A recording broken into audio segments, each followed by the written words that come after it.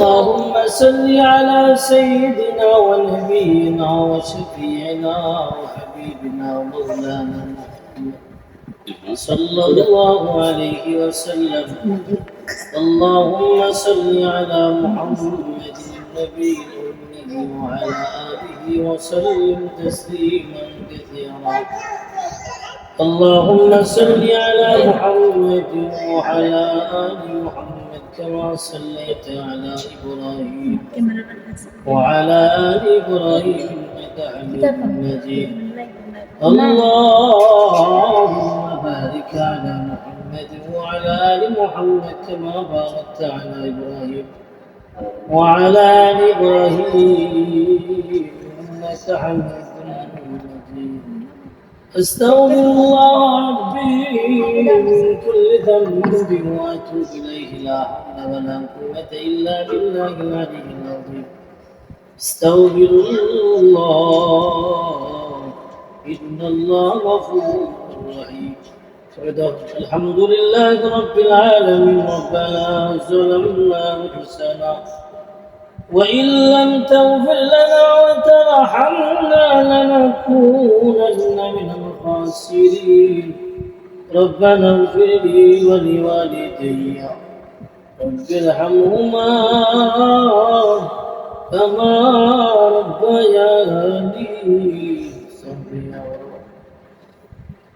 ربنا هب لنا من أزواجنا وذرياتنا قرة أعين واجعلنا للمتقين إماما.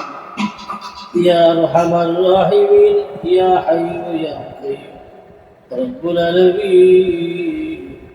আল্লাহ আপনার এক মায়ার ভান্ডার গুরু বসিয়া আল্লাহ আমরা সকলে খানা ইন্তজাম শেষ করিয়া রব্বুল আলামিন সূরা ফাতিহা সূরা ইখলাস দুরূদ শরীফ ইস্তেগফার করলাম। দুরূদ বিয়াজি হয়ে দেখি আপনি নিজ গুনাহ ক্ষমা করিয়া দাও।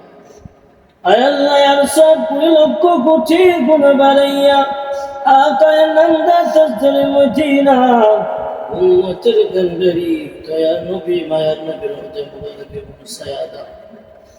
রব্বুল আলামিন বাবা আদম আলাইহিস সালাতু ওয়াস সালাম থেকে আজ পর্যন্ত যত মুমিন মুমিনাত ফির বুজুর্গ শহীদ আছে মেহেরবানি করে গো আল্লাহ তাদের কবরে তার হাদিয়া পৌঁছায়া দাও।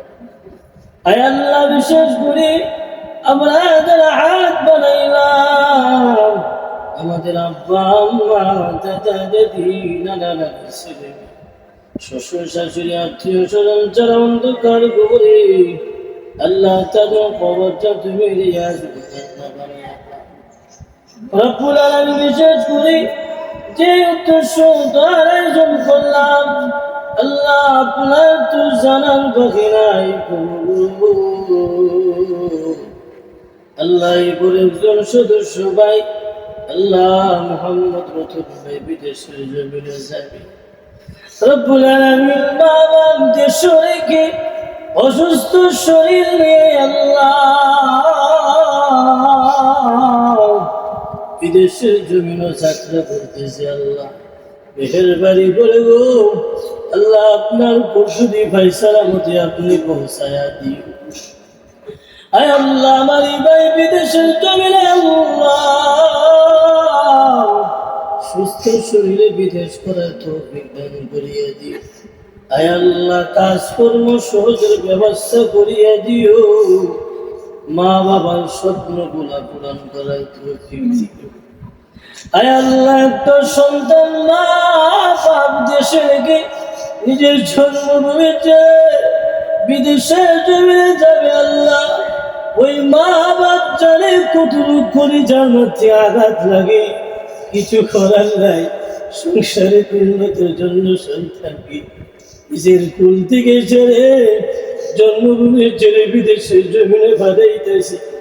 আল্লাহ তুমি ওই মা বাবার উসিলা তাদের সন্তানকে সহি সালামতে পৌঁছাইয়াছি। আয় আল্লাহ রব্বুল আলামিন আল্লাহ আপনার উপরে হাওলা করে দিয়েছি। আল্লাহ আমার ভাইরা অসুস্থ মানুষ আল্লাহ একবার তো আল্লাহ আপনি তো রক্ষা করেছেন। আল্লাহ রব্বুল আলামিন আপনি এমন ধরনের বিপদে পালাইয়া দিও না।